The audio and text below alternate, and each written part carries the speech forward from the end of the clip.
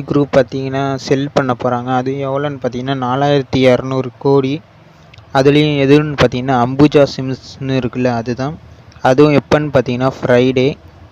அதுவும் எத்தனை பர்சன்டேஜ்னு பார்த்தீங்கன்னா 2.84%. அதாவது அம்புஜா சிமெண்ட்டில் வச்சுருக்கிற அதானி குரூப்ஸ் பார்த்தீங்கன்னா செல் பண்ண போகிறாங்க. அதுவும் பார்த்தீங்கன்னா எத்தனை மில்லியன் ஷேர்ஸ்ன்னு பார்த்தீங்கன்னா 70 மில்லியன் ஷேர்ஸ். அதுவும் எந்த ப்ரைஸ் ரேஞ்சில்னு பார்த்தீங்கன்னா 600 கிட்ட ப்ரைஸ் ரேஞ்சில் செல் பண்ண போகிறாங்க.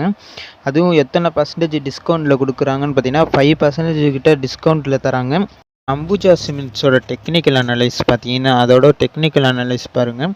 கரெக்டாக 2020-22லனா பார்த்தீங்கன்னா 200 to 400 கிட்ட ட்ரேட் ஆகிட்டு இருந்துச்சு. இப்போ பார்த்தீங்கன்னா கரெக்டாக பார்த்தீங்கன்னா ஒரு 631 கிட்ட ட்ரேட் ஆகிட்டு இருக்குது. இப்போ பார்த்தீங்கன்னா ஒரு கோடு மாதிரி நான் போட்டிருக்கேன் பாருங்கள். அதை பார்த்தீங்கன்னா அப்படியே ட்ரெண்ட் லைன் பார்த்தீங்கன்னா அப்படியே மேலே ஏறிக்கிட்டே போகுது. ஆனாலும் பார்த்தீங்கன்னா சப்போர்ட்டில் விழுந்து மேலே போகிற மாதிரி காமிச்சிருக்காங்க. மறுபடியும் பார்த்தீங்கன்னா இந்த சப்போர்ட்டில் வர ப்ரைஸ் எவ்வளோன்னு பார்த்தீங்கன்னா ஒரு 600 கீழே தான் வருது. 600 கீழே வந்துச்சுன்னா நீங்கள் அதாவது பார்த்தீங்கன்னா 600 கீழே வந்தால் வாங்குற மாதிரி ஒரு ஆப்பர்ச்சுனிட்டி காமிக்கிறாங்க. நீங்கள் இந்த மாதிரி 600 கீழே வந்துச்சுன்னா வாங்குவீங்களாங்கிறத மறக்காமல் கமெண்ட்டில் சொல்லுங்கள்.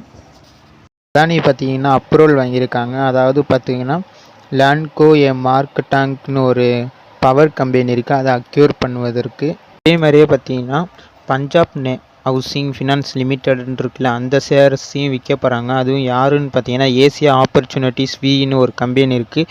அது பார்த்தீங்கன்னா 3% கிட்ட ஸ்டைக்கை வந்து விற்கிறாங்க. அதோட வேல்யூ பார்த்தீங்கன்னா 676 கோடி கிட்ட இருக்குது. அதுவும் ஓப்பன் மார்க்கெட் டிரான்சாக்ஷனில் கொடுக்க போகிறாங்க. அதுவும் யார்கிட்ட பார்த்தீங்கன்னா கவர்மெண்ட் ஆஃப் சிங்கப்பூர்னு இருக்குல்ல, அவங்க தான் பர்ச்சேஸ் பண்ண போகிறாங்க. அது எத்தனை லேக்ஸ் ஷேர்ஸ்ன்னு பார்த்தீங்கன்னா 16 லட்சம் லேக்ஸ் ஷேர்ஸ் தான் அதை விற்க போகிறாங்க. அதாவது வாங்க போகிறாங்க, கவர்மெண்ட் ஆஃப் சிங்கப்பூர் வாங்க போகிறாங்க. இதோட ப்ரைஸ் பார்த்தீங்கன்னா இருக்கிறதுல ஹை கிட்ட இருக்கிற மாதிரி காமிக்கிறாங்க. அதாவது பார்த்தீங்கன்னா லாஸ்ட் 1 இயர் ஹையில் இருக்கிற மாதிரி இருக்காங்க. லேட்டஸ்ட் ஹையில் இருக்கிற மாதிரி இருக்காங்க. ஏன்னா பழைய ஹைலாம் பார்த்தீங்கன்னா 1400 அதுக்கிட்டலாம் போயிருக்கு. இப்போ பார்த்தீங்கன்னா கரெக்டாக 867 கிட்ட இருக்குது. இதை பார்த்தீங்கன்னா கவர்மெண்ட் ஆஃப் சிங்கப்பூர் வாங்க போகிறாங்க.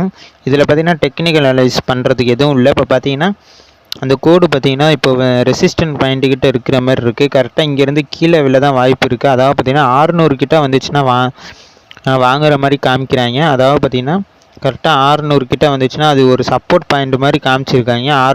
600 கிட்ட வருமா என்னன்னு தெரில. வந்துச்சுன்னா நீங்கள் வாங்குவீங்களாங்கிறத மறக்காமல் கமெண்ட்டில் சொல்லுங்கள். அதுவும் இல்லாமல் வாங்குறதுக்கு முன்னாடி பார்த்தீங்கன்னா டெக்னிக்கல் அனலைஸ் ஃபண்டமெண்டல் அனலைஸ் பண்ணிவிட்டு வாங்குங்க. யூனியன் ஹோம் மினிஸ்டர் இருக்காங்களா, அவங்களுக்கு பார்த்தீங்கன்னா டிவிடெண்ட் வந்து 19.08 கோர் வந்து டிவிடெண்டாக கொடுத்துருக்காங்க. அதுவும் யாருன்னு பார்த்தீங்கன்னா ரெப்கோ பேங்க்குன்னு இருக்காங்களா, அவங்க தான்.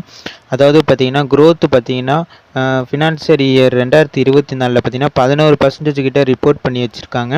அதுவும் இல்லாமல் பார்த்தீங்கன்னா டிவிடெண்ட் வேணும் கொடுத்துருக்காங்க.